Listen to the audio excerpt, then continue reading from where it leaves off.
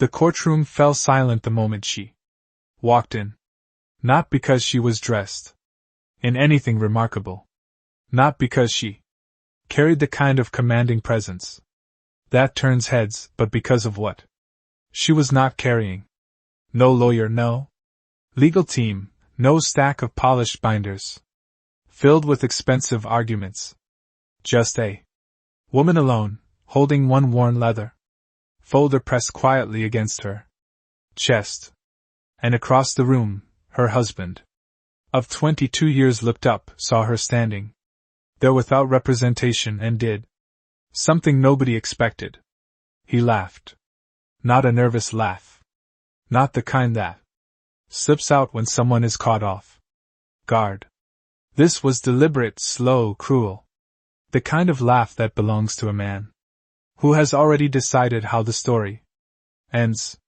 He leaned toward his lead attorney, a sharp-suited man with silver cufflinks and a reputation for never losing, and whispered something.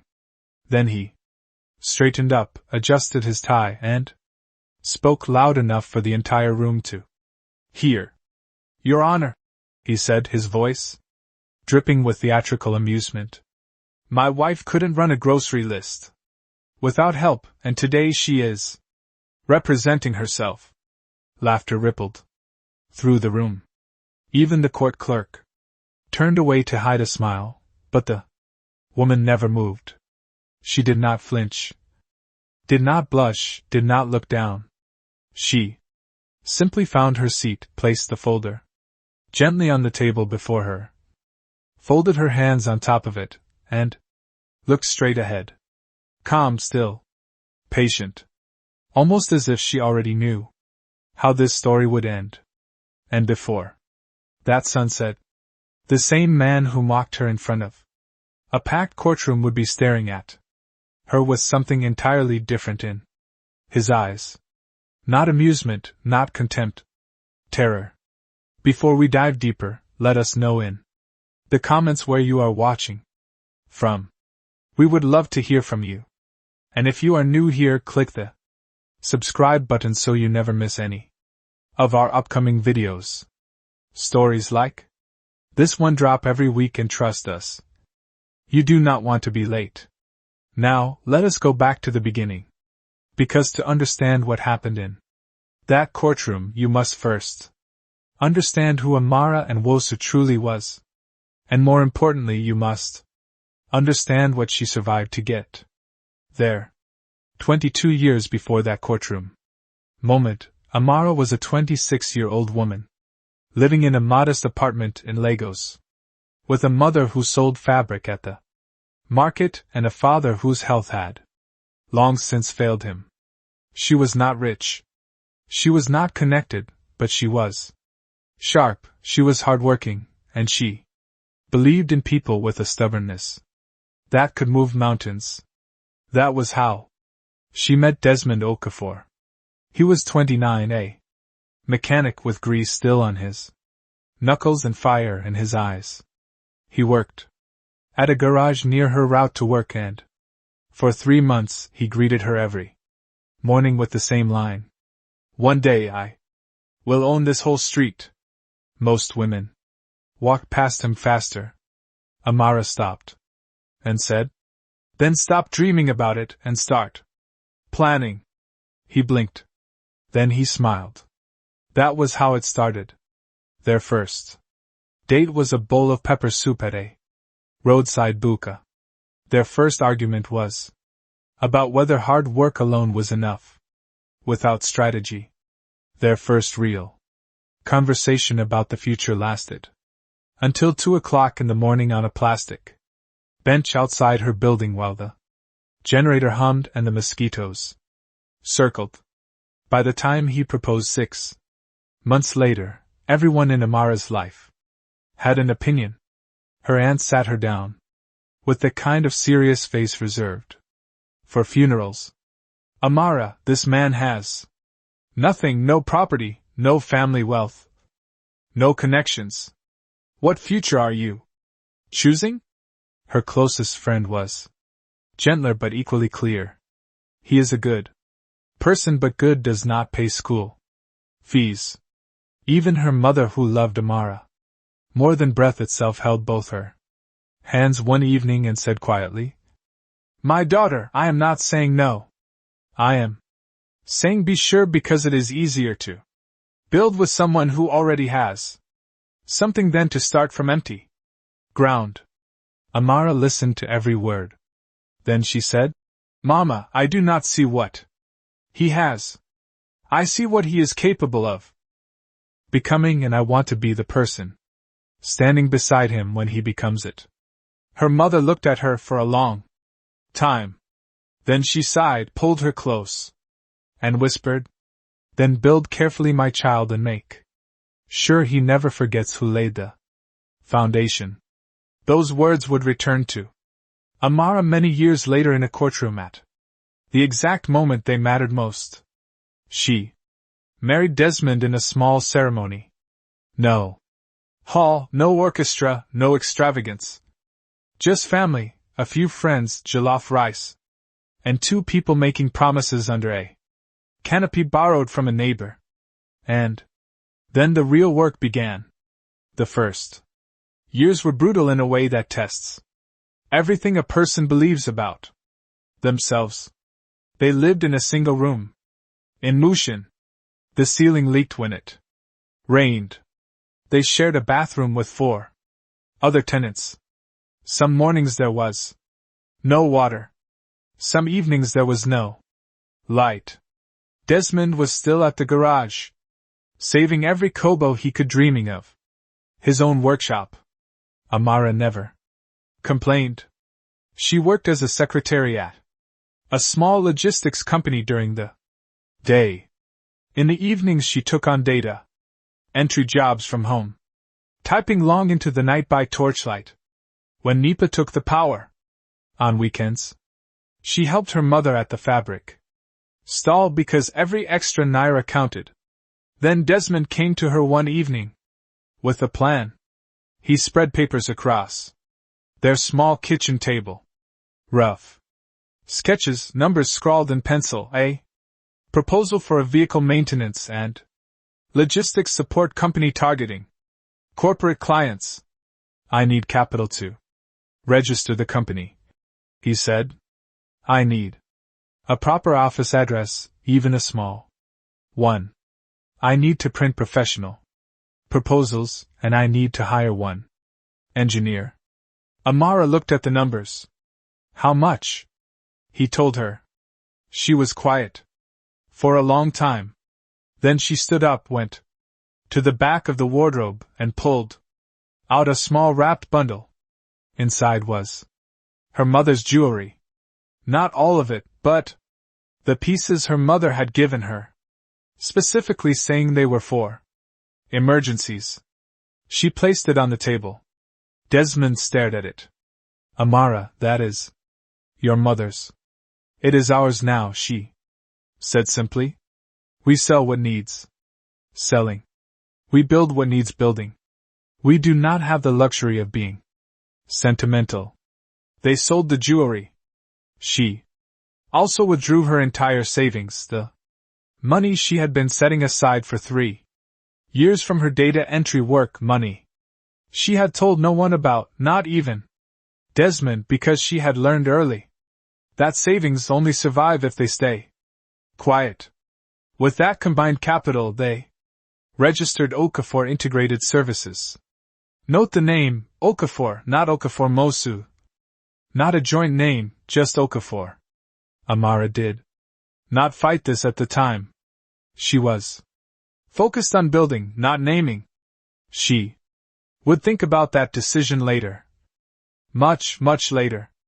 In those early months, while Desmond was at the garage or meeting potential clients, Amara was doing something else entirely.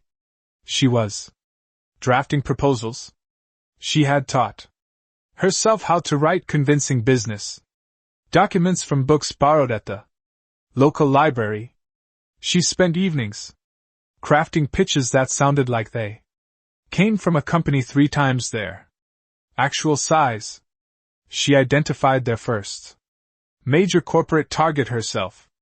A construction company that needed fleet maintenance for 12 vehicles. She wrote the proposal. She researched the contact. She prepared the pricing. Desmond presented it. They got the contract. Then she identified a supplier, willing to offer parts on credit if they could demonstrate consistent volume. She negotiated the terms herself, sitting across from a man who kept looking at Desmond instead of her. And she spoke until he had no choice but to take her seriously. She arranged the loan that funded their second expansion. She sat with the bank officer, answered every question, provided every document. The loan was approved. The company grew, slowly at first, then with increasing speed.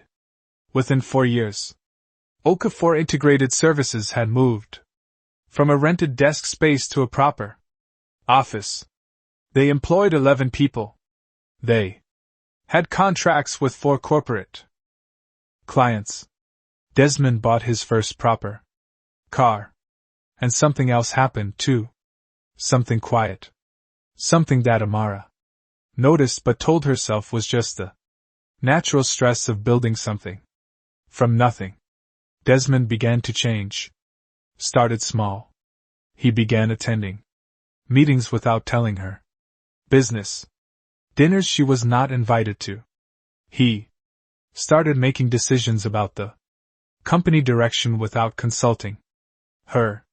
You focus on the home, he said once without looking up from his phone. I will handle the business. Amara paused from what she was doing. The business I funded. The business we built, he said, which sounded like agreement, but felt like something else entirely. She let it go. She had a child to raise now. Their son, Tabena, was 2 years old and needed her. And honestly, part of her believed that Desmond just needed room to feel like the leader he had always dreamed of being. She was not threatened by his confidence. She was proud of it. She had helped build it. But the change continued. By year 7, the company had exploded. They had moved into construction logistics. They had a staff of over 60. Desmond was featured in a business magazine.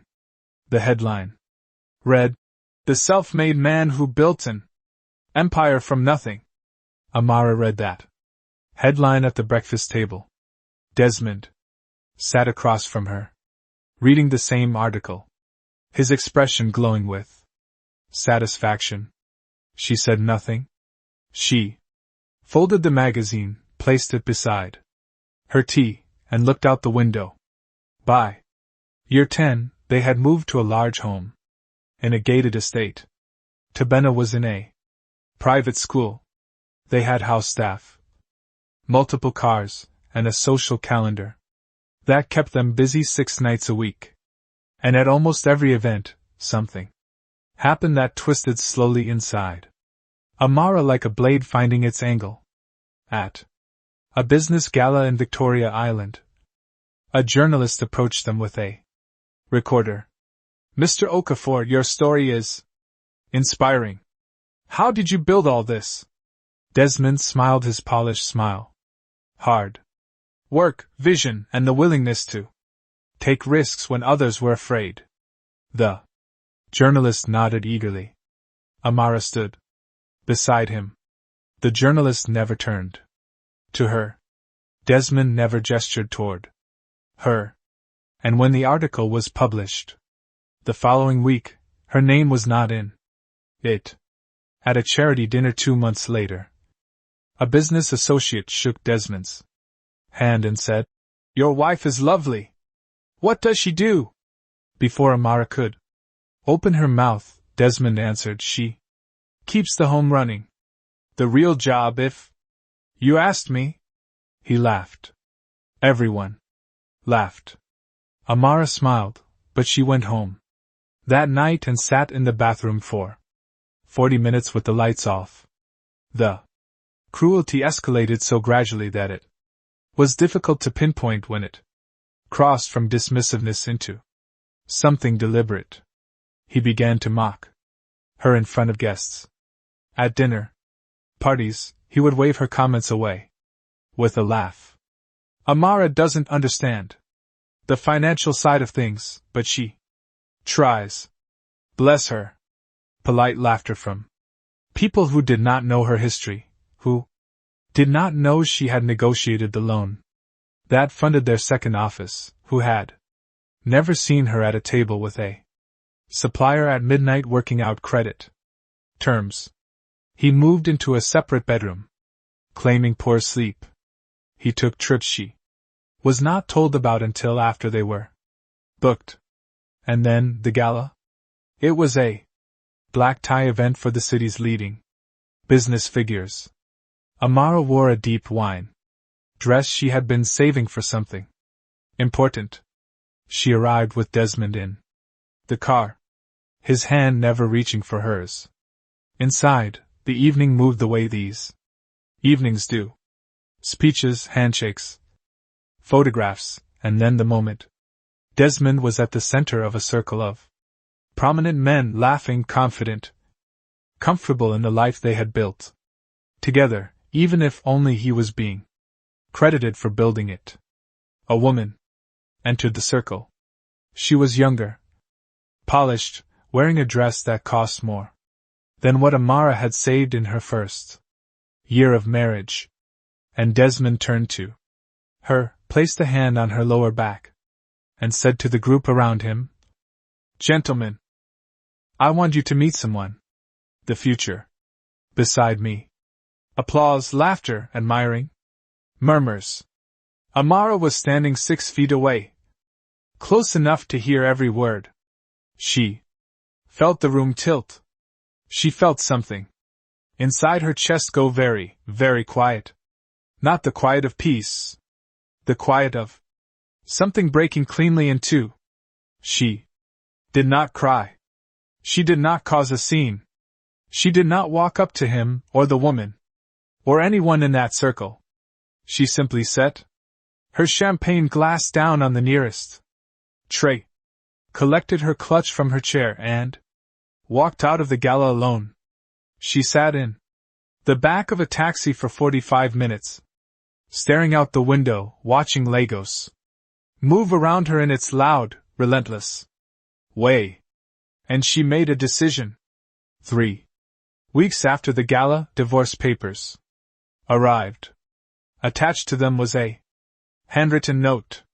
Not a message of regret. Not an apology. Just 5 words. You will leave with nothing. Amara. Read the note once. Then she folded it carefully and placed it at the very back of her wardrobe, behind everything else. She would need it later. The legal consultations began almost immediately. 4 lawyers. 4 different offices. 4 versions of the same conversation. Mrs. Okafor, his legal team is very powerful. Your name does not appear on any major company documents. A settlement is your most realistic option. He has resources you do not have. Fighting this in full court could take years and cost you more than you would gain. Amara sat through each consultation with the same expression. Listening, nodding, asking questions, and then declining. Her sister called her from Abuja and said, "Amara, please use sense. Take what they are offering and start fresh. You are still young," she replied. Young enough to fight. Her sister was quiet for a moment. Then, "What exactly are you planning to do?" "I am going to find the truth," Amara said. "And I am going to take it to court. Myself." There was a long pause. "Amara, are you serious? You have no legal training." "I have something else." "What?" She looked around the room she was standing in, the room that had once been a storage space, now completely transformed, every surface covered with papers, files, folders, old envelopes, cardboard boxes she had pulled from the attic and the garage and the storage unit they still rented from the company's early days. "I have 22 years of receipts," she said. "For 6 weeks. Amara did not sleep properly. She moved through those documents the way a woman moves through a place she knows by heart, but has not visited in years. Slowly, carefully, touching things with recognition. The original company registration documents. Her signature was not on them, but the bank transfer that funded the registration fee was from her account. She had the statement, the letter to the first corporate client, written in her handwriting on paper that still existed in a folder she had never thrown away. The jewelry appraisal certificate, the sale receipt, the bank deposit that followed 2 days later going directly into an account that fed the company's first operational account. The loan application. She had filled out sections of it herself at the bank officer's request. The loan officer had sent a letter confirming the application, and his letter had addressed part of it to her directly. Then she found something that stopped her completely. In a manila envelope, tucked inside a box labeled Old Finance, 2009. She found a document she had almost forgotten existed. 11 years earlier, Desmond had been seeking emergency bridge financing to close a major contract. The financier had required that the company's assets and partial ownership stake be used as collateral. The paperwork had been complex and time-sensitive, and in the rush of it, Desmond had asked Amara to help process the documents. She had sat with the financier's lawyer and gone through everything. And in the structure of that agreement, there was a clause standard in certain financing arrangements of that kind, a clause that transferred a significant ownership stake in the company to Amara as the collateral guarantor. Desmond had signed the documents in a hurry. He had never read them in full. Amara had read them. She had understood exactly what they said. And in the years that followed, she had said nothing. She had folded the documents carefully, placed them in that manila envelope, labeled the box with a name that would never draw attention, and waited. She did not plan the divorce. She had not hoped for it.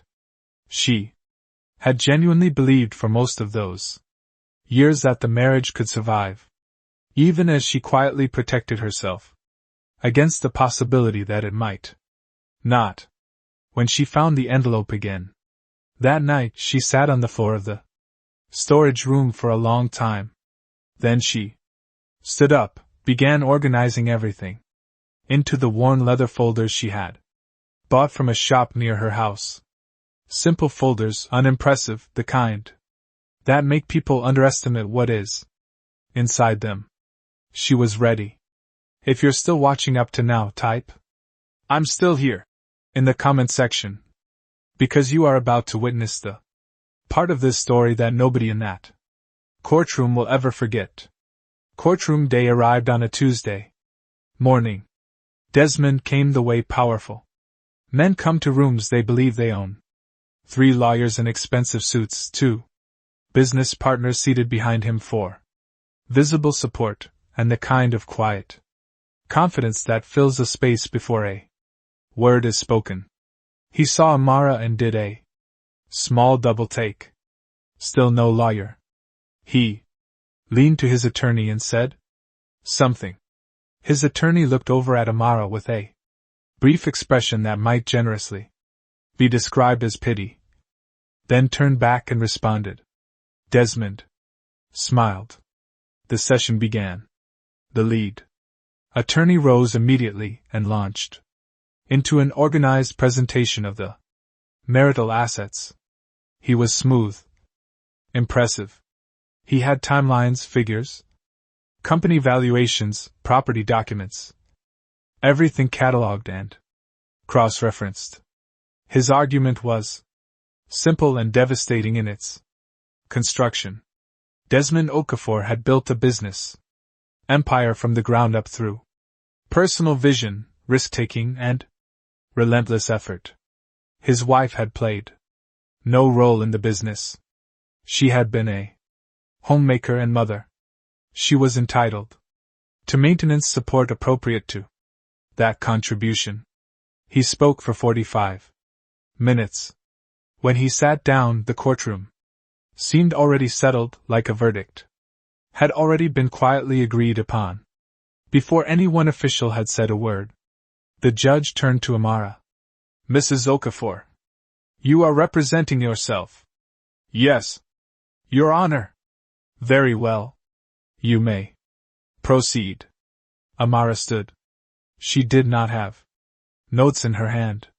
She did not have a prepared speech. She looked at the judge with the same expression she had worn all morning. Calm, present, patient. Your Honor, the previous presentation gave you a detailed account of what my husband built. I would like to show you how he built it, starting from the beginning. She opened the first folder. What followed was not dramatic in the way courtroom dramas pretend to be. It was something quieter and more devastating than drama. It was evidence. She walked the court through the jewelry sale. She had the appraisal, the sale receipt, the bank deposit slip, the transfer record into the company account. She presented her personal bank statements from those first years. She highlighted the withdrawals that aligned exactly with the company's early operational costs. She presented the handwritten draft of the first corporate proposal, her handwriting cross-referenced against the final version submitted to the client. She produced correspondence with the original supplier, emails from her personal account, responses addressed to her, terms she had negotiated. Desmond's lawyers objected twice. The judge heard them out and allowed the evidence to continue. Then Amara said, Your Honor, I would like to present the company loan documentation from 2007. She placed the documents before the court. Desmond's lead attorney looked at them and frowned. He leaned to a junior colleague and whispered quickly. The junior colleague pulled out a tablet and began searching. The judge reviewed the loan application. Mrs. Okafor, this application has sections filled in your handwriting. The bank's acknowledgement letter appears to be addressed partially to you as co-applicant. That is correct, Your Honor. Desmond spoke for the first time from his seat. His voice was still controlled, but something in it had shifted. Your Honor, she helped with paperwork. That does not make her a business partner.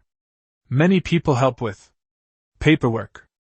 Mr. Okafor, the judge said quietly, you will have the opportunity to respond through your counsel. His lead attorney stood immediately. Your Honor, my client's statement captures it accurately. Administrative assistance does not constitute business partnership. Many successful entrepreneurs have spouses who provide clerical support. That does not counsel, the judge said. I will hear the rest of Mrs. Okafor's presentation before we discuss characterization. Silence. Amara reached for the next folder. Your Honor, I would now like to present documentation from a financing agreement executed in 2013. The manila envelope.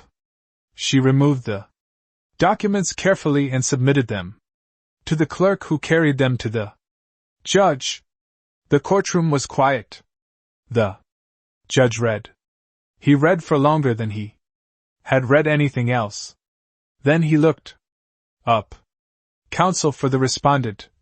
I need you to look at Clause 14 of this financing agreement. There was movement at Desmond's table. His lead attorney rose and walked to the clerk to receive a copy. He read it. Then he read it again. Something in his posture changed. He walked back to the table and placed the document in front of Desmond. Desmond read it.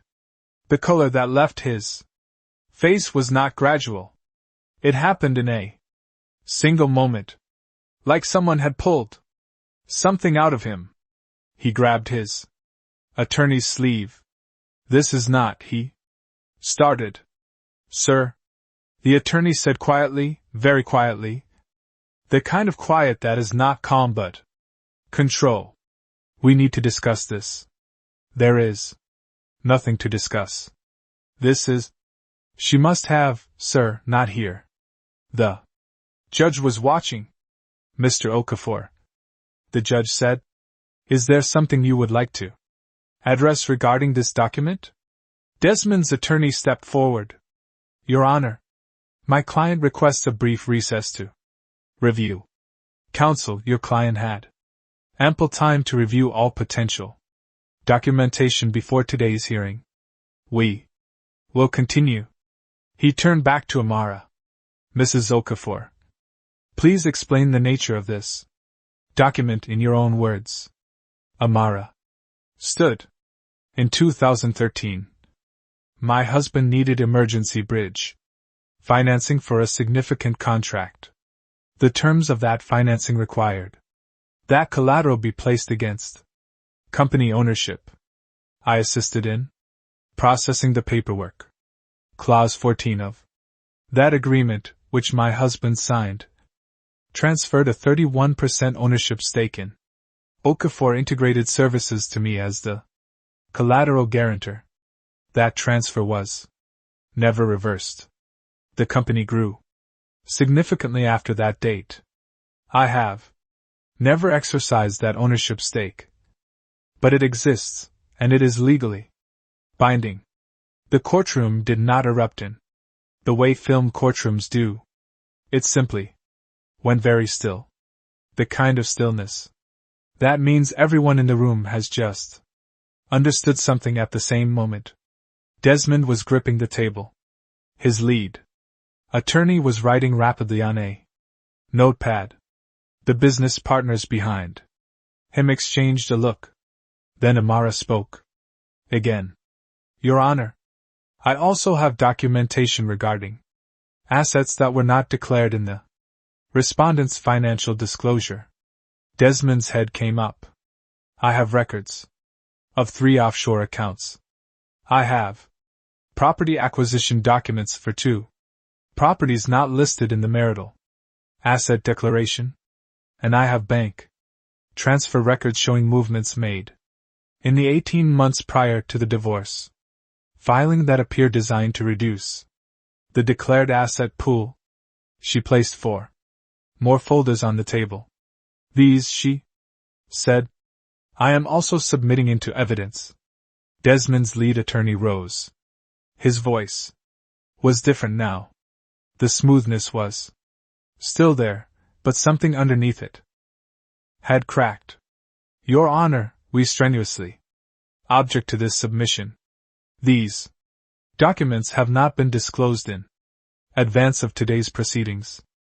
Their authenticity cannot be counsel, the judge said, and his voice had taken on a particular quality, the quality of a man who has seen enough to understand what is happening. The court will determine authenticity. Sit down, he said. The judge turned to Amara. Mrs. Okafor, where did you obtain documentation regarding offshore accounts and undisclosed properties? Amara's voice was completely steady. Years of careful record-keeping, Your Honor. I was not involved in the business officially, but I was in the home. Letters came to the home. Statements arrived at the home. I read them. I kept them. I kept everything. She paused. My husband believed I was not paying attention. He was incorrect. The recess that followed lasted 2 hours. Behind closed doors, Desmond's legal team worked with a controlled urgency of people trying to contain damage that is already spreading faster than they can manage. In the corridor, Desmond walked up to Amara. His lawyers were 10ft behind him watching. He lowered his voice. Where did you find those documents? It was not a question. It was the voice of a man trying to understand how something impossible had happened. Amara looked at him with the expression she had worn all morning. I found them in the same place I found everything else, she said. Our home, the one I ran for 22 years. The one you told your colleagues I managed like a simple domestic. Apparently you forgot what it means to actually manage something. He stepped closer. His voice dropped lower. Amara, we can settle this right now. Right here, before we go back in. Name a number. Desmond. Name it. Anything. Reasonable. We can end this quietly. She tilted her head slightly. Do you remember the night I sold my mother's jewelry? He blinked. What? Do you remember it? We sat at the kitchen table. I unwrapped it from the cloth my mother had wrapped it in. You told me we would replace it one day. You said when the business was stable, you would buy her something more beautiful than anything she had ever owned. He said. Nothing. My mother died 4 years ago. Amara said. You did not replace it. You did not even attend her burial ceremony. Because you were in Dubai with someone I had never met. Silence. There is no number, she said quietly. We are going back inside. She walked back toward the courtroom doors. He stood in the corridor and watched her go. When proceedings resumed, the atmosphere had changed completely. The confidence at Desmond's table was gone. In its place was the careful, controlled tension of a legal team managing a situation that had moved beyond what they had prepared for. The judge addressed the outstanding issues methodically. The ownership stake, the undisclosed assets, the financial movements. Desmond's attorneys offered explanations for each element. Some were credible, some were not. Some produced documentation of their own that complicated Amara's presentation. Courtrooms are never as clean as stories make them, but the core facts held. Amara owned 31% of Okafor Integrated Services. The undisclosed assets were real, and the financial movements had been made. By late afternoon, the judge had heard everything he needed. He looked at both parties for a long moment before he spoke. This court has reviewed substantial evidence today regarding both the nature of the marital partnership and the accurate scope of marital assets. It is clear that the petitioner's contribution to the establishment and early development of the respondent's business was significant and materially documented. It is also clear that the asset disclosure presented at the commencement of these proceedings was materially incomplete. He looked at Desmond's table. The court takes a very serious view of incomplete financial disclosure in divorce proceedings. He turned back to the full room. This court will not issue a final ruling today. Additional financial forensics will be ordered regarding the offshore accounts and undisclosed properties. However, I am prepared to make an interim Determination regarding the ownership stake established in the 2013 financing agreement. He looked at his notes. That stake is legally valid. It has never been reversed. It will be recognized by this court. A sound moved through the courtroom. Not applause, not chaos, just breath. The collective sound of people who have been holding it finally releasing. At Desmond's table, his lead attorney wrote something and slid it across to him. Desmond read it. He did not move. He stared at the paper for several seconds with an expression that no amount of money or success can protect a person from wearing. It was the expression of a man who has finally understood that something he believed was entirely his was never entirely his. As people rose and the courtroom began to empty, Desmond crossed the room. Not to his lawyers, not to his waiting partners, to Amara. She was placing her folders carefully back in her bag, taking her time, not looking around for anyone's reaction. He reached her. He said her name. She looked up. His voice was different from everything that had come before it. The performance was gone. The cruelty was gone. Even the defensive anger was gone. What remained was something she recognized from a long time ago, from kitchen tables and late nights and dreams spoken out loud in a one-room apartment. I didn't know, he said, about the clause.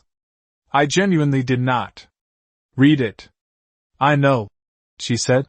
I read it. For both of us. He looked at her. Why? Didn't you ever say anything? Any of it? The proposals, the supplier, the loan? Why did you let people believe? Because I was not building for credit, she said. I was building for us, for our son, for the life we said we wanted. She closed her bag.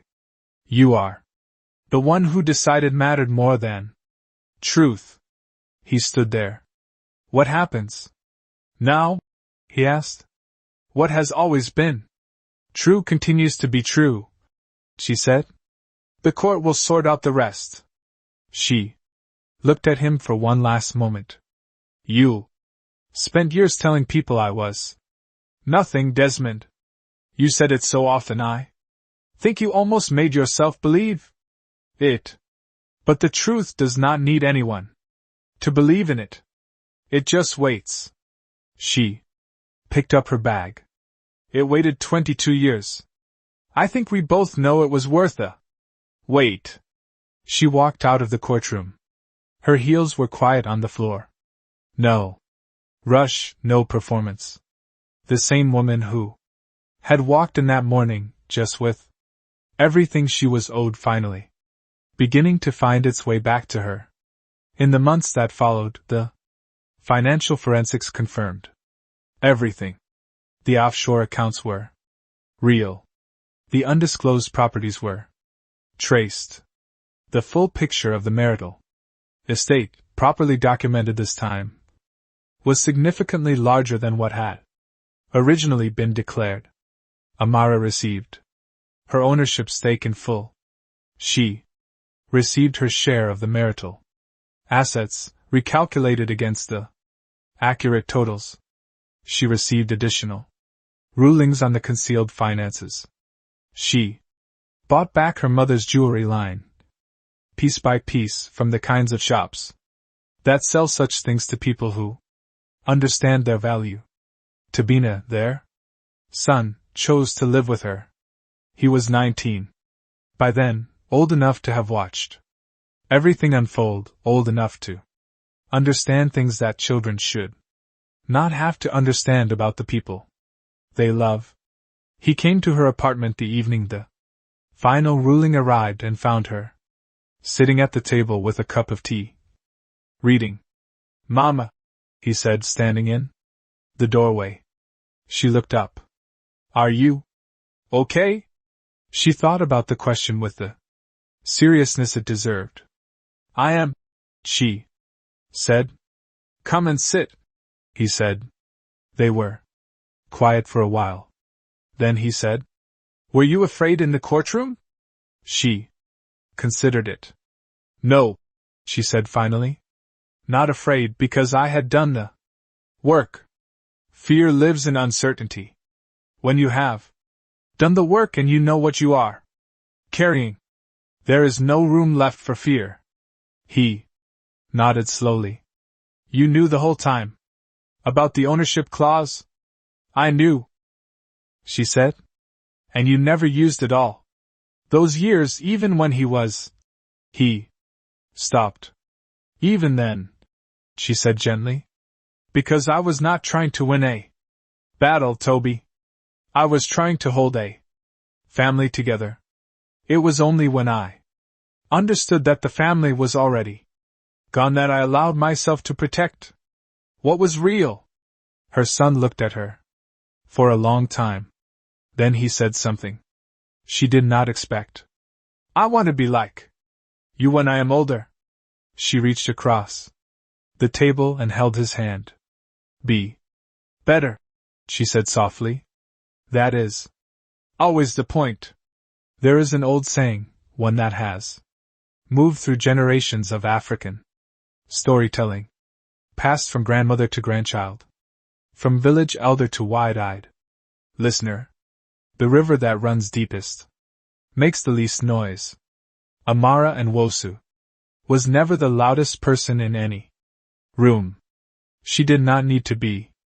While others performed their power and announced their importance and filled spaces with the sound of their own certainty, she was doing something else.